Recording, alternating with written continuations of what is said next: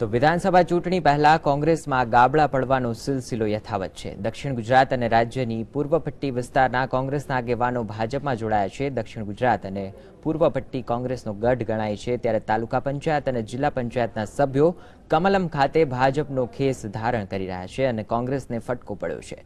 ખાસ કરીને નિર્જર તાલુકાના પ્રમુખ સહિતના સભ્યો ભાજપમાં જોડાતા આખી તાલુકા પંચાયત કોંગ્રેસમાંથી ભાજપમાં સામેલ થઈ છે। સુરતમાં માંડવી તાલુકાના ઇલાબેન અર્જુનભાઈ સહિતના લોકો ભાજપમાં જોડાયા છે, તો જંબુસરના પૂર્વ ધારાસભ્યોની સાથે 1000 લોકો પણ ભાજપમાં જોડાયા છે। ખેડો કોંગ્રેસનું ગઢ ગણાય, પણ ત્યાં કોંગ્રેસના પ્રમુખ, ઉપપ્રમુખ, મહિલા મોરચા અને યુવા મોરચાના પ્રમુખ પણ ભાજપમાં જોડાયા છે। આ પ્રસંગે જીતુ વાઘાણીએ રાહુલ ગાંધી પર નિશાન તાક્યું હતું, જેના પર કોંગ્રેસે પ્રતિક્રિયા આપી છે। કાવાદાવાની રાજનીતિ કરવી, ભ્રષ્ટાચાર કરવો, માત્ર પોતાની નિજી સ્વાર્થ માટે કોંગ્રેસના આગેવાનોએ ગુજરાતમાં કોંગ્રેસને પતાવી દીધી છે। જેમ રાહુલે પોતાના નિજી સ્વાર્થ માટે સમગ્ર દેશમાં કોંગ્રેસને પતાવી, એમ કોંગ્રેસને હજી પણ રોકવા હોય તો રોકી લે।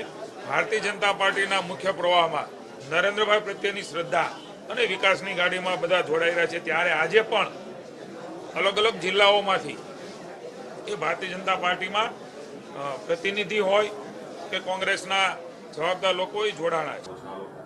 મને લાગે છે કે ભાજપે ચૂંટણી આવે ત્યારે આ પ્રકારના જોબ ફેર કરતી હોય છે।